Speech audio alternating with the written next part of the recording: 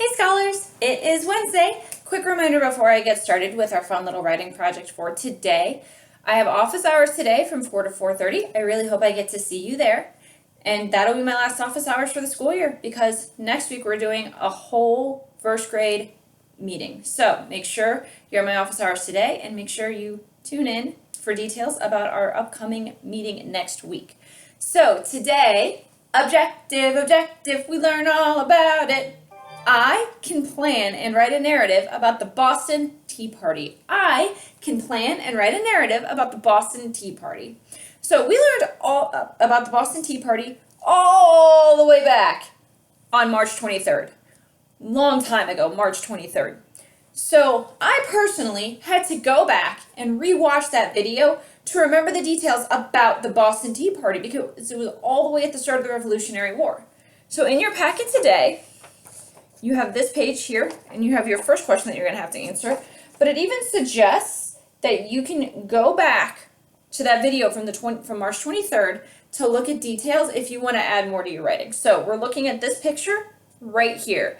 I'm going to use this picture to answer some questions to help me plan my writing. And then after I plan my writing, of course, I'm going to write my rough draft. So this is what I'm looking at to answer my questions here.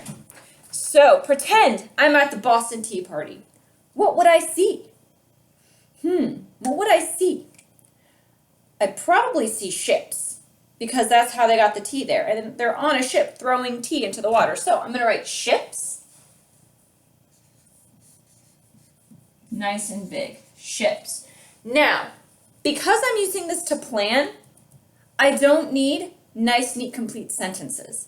Those are going to come from my rough draft. So these are just some questions to help me plan. So I don't need complete sentences. 1 or 2 words is fine. I would see ships. I'd probably see water. Water. And I'm pretty sure I'd see boxes because I can see in the picture they're throwing boxes into the water. Boxes. What would I hear? When we're writing a narrative, a good way to pull our audience in is to add details about our senses. So what's something you would hear? I think I would hear waves because it's the ocean. So I'm going to write waves.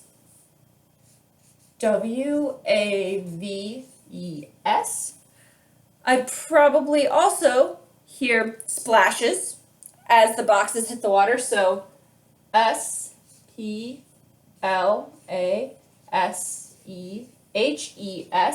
waves, splashes, and it looks like they might be talking to each other, so I'd probably hear their voices.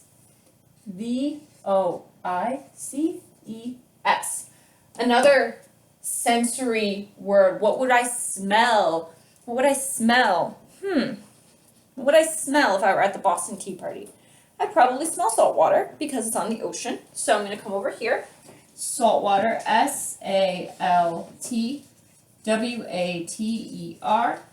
I'd probably also smell the tea because this is a lot of tea. So I'd probably also smell tea. Now finally, how are they feeling? Now this really pulls the audience in and lets them know how are these men feeling? Why are they doing this? How do they feel? So how are they feeling? Looking at the picture and remembering what I heard about the Boston Tea Party, they were angry. They were mad. So I'm going to put both of those, and when I'm writing, I'll decide which one I like better. I'm going to kneel down for a quick second. Angry. Mad. They probably also felt like they were doing the right thing. So I'm going to write down here just a quick small thing. They were doing the right thing. And that can be a good way to end my story. So I've planned my narrative. I've planned it. I'm going to use these details to enhance my story, which needs to have a beginning, a middle, and an end. Now, this story can't include all the details of the Boston Tea Party, but it can really set the stage for how people were feeling right before the American Revolution. I'm going to take a quick second and I'm going to switch my plan with my rough draft paper. All right, so I've switched. Here's my plan, here's my paper. I'm gonna write a narrative paragraph using this. It's probably not gonna be very good, but that's okay. It's only my first paragraph. It doesn't have to be very good. It just has to get my thoughts on the paper because tomorrow we're editing this paragraph. That's right, we are editing. So I am just gonna try my best and I'm gonna use these details here to help support and expand my writing. So here we go. My night at the Boston Tea Party. The men, because it was men, the men climbed on the ship. Period. They saw the boxes of tea, right? Because that's something that they would see. They'd see the boxes of tea. They saw the boxes of tea.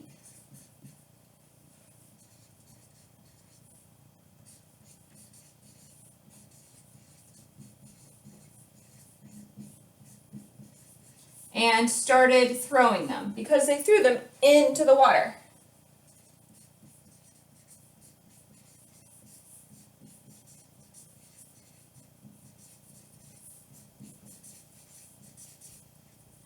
They were angry. They were angry. The tea was too expensive. The tea was too, is expensive a good word? Was too much money. Because I'm not sure how to spell expensive, but what I can do is I can make a note to myself to find out how to spell expensive, so when I go back and edit this, I can change too much money to expensive. It was too much money. They heard splashes as the boxes hit the water.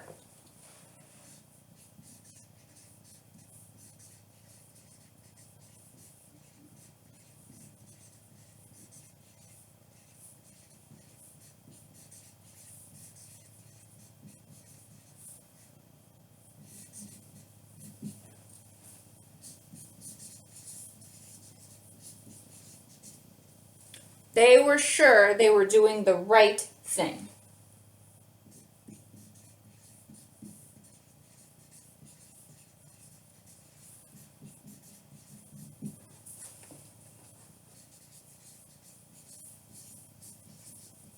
They were doing the right thing. This was the Boston Tea Party.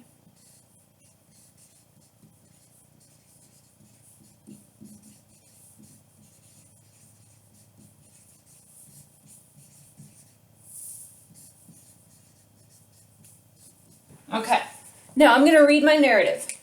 The men climbed on the ship. They saw the boxes of tea and started throwing them. They were angry.